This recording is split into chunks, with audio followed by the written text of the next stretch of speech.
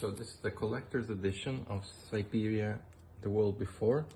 It's the third game out of the series, and I think it looks like the best looking type of game. But the other ones, especially the first one, although it's very famous and very nice, it kind of gets boring quickly.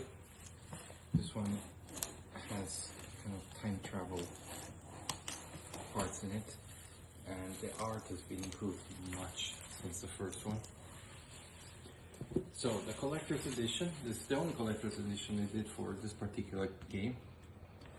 Looks beautiful.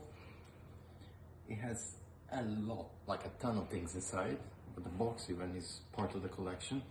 So if you remove the top art, this is the PlayStation 5 version. If you remove the top, the bottom box is actually part of the collection itself. It's like a little shrine. And you can see from all sides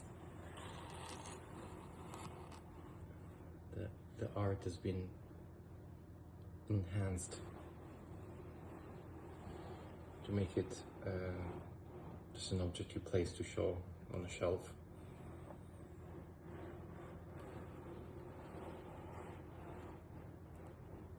Alright, so now let's get inside the box without breaking it.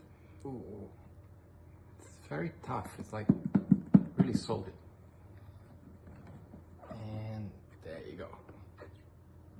So opening the box, the first thing you see is the largest part of the collector's edition, which are the two book holders or DVD holders, depending on how you use them. And these are literally what the box is really about, is out of all these two things. Removing the protected plastic. Ooh, okay, I'll deal with that later. Removing the protected plastic. These are the two protagonists of the game, and you can see both of them on both sides. And this is a magnetic, it's magnetic joint book holder. So you can either keep them together like that and place the game in the middle like that. Well, not this one. This one's not the actual collector edition steel book. The steel book is this one. So you place it in the middle and you kind of put it like that in the shelves, which is already by itself really pretty. But if you want, you can have this one separate and just place books in the middle. Before, it's a keychain, but it's based on, I think, because I haven't seen even the main, I didn't want to spoil myself the contents of the game.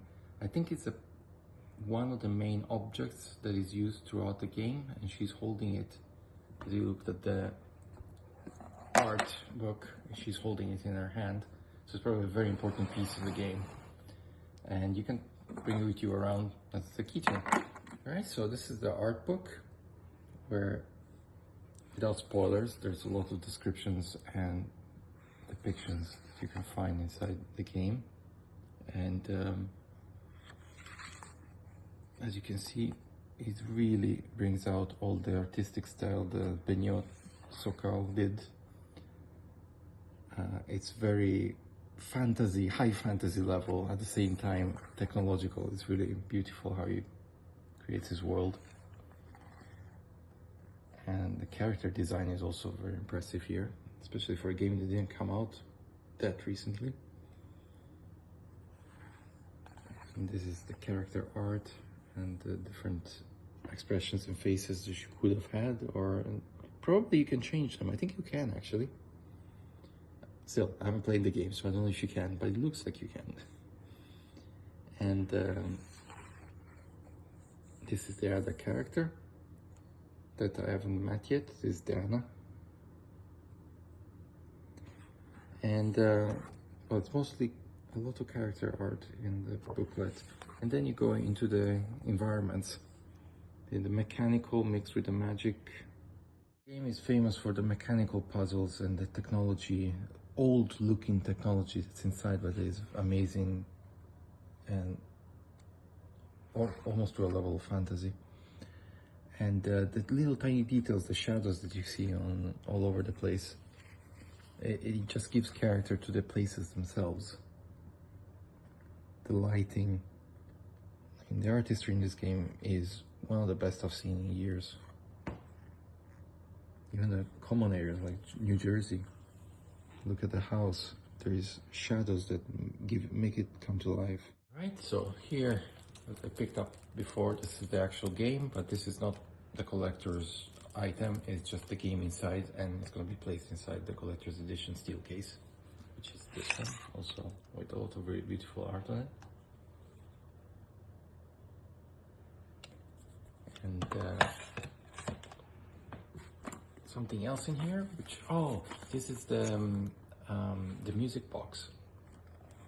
There's actually a little music box that appears in the game that you can play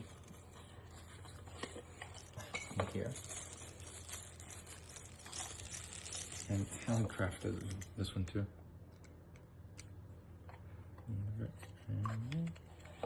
It has the mechanics of a music box inside. And I don't know how it works.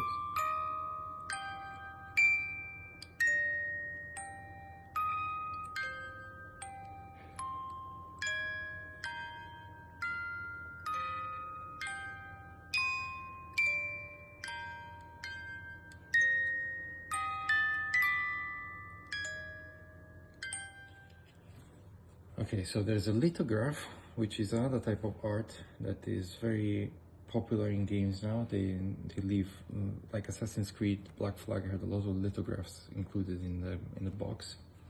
And then there is a Vulcan City Guide, which has a little map that shows all the places that you can go in while you're in the game.